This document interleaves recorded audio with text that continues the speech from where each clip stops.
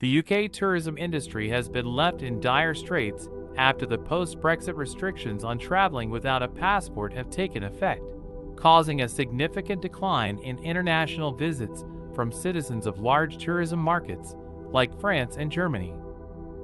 With fewer than half of French and German citizens holding a passport, travelers from these countries are being denied entry to the UK, and the effects of this have had a dramatic impact on related industries.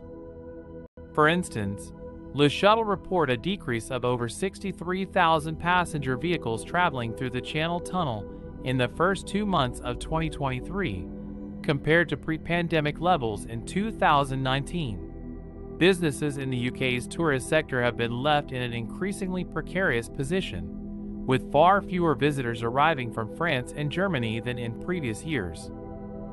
As of last year, walking tours in Oxfordshire are experiencing bookings at half their 2019 levels, a worrying trend that is likely to continue given the current regulations.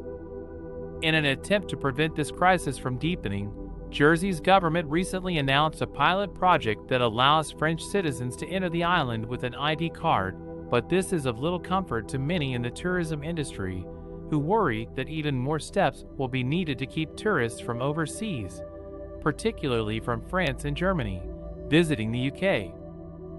This apprehension is further enforced by data from Visit Britain and the Anhalt Ipsos Nation Brand Index, which shows that French and German outlook on the UK's standing among other countries has drastically declined, resulting in lower consideration of the UK as a potential tourist destination. The belief that Brexit has left the UK with an unwelcoming image doesn't help matters either. It's not just ID cards that are preventing them from traveling. They're far less likely to consider visiting Britain in the first place.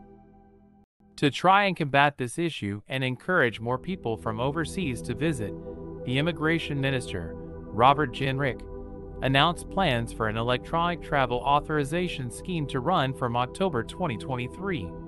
Through this scheme, a digital permit will be required, even for tourists who do not need a visa and for only a nominal fee. This initiative does a lot to ease worries and restore confidence in international travelers. However, school groups have been particularly badly affected by the restrictions, as oftentimes, if even one child in a class of 30 does not have a passport, the entire group will choose to go to nearby Malta or Ireland instead. Further still, an exorbitant £95 visa must be paid if students have a non-EU passport. This is incredibly disheartening for the UK, as school trips would usually account for an $875 million market and provide jobs to 14,500 people. Finally, France and the UK have taken steps to expand opportunities for school trips, creating the key foundation towards re-establishing British tourism. The British Educational Travel Association, or BETA, has written to Robert Jenrick asking for further details, and the general consensus remains optimistic.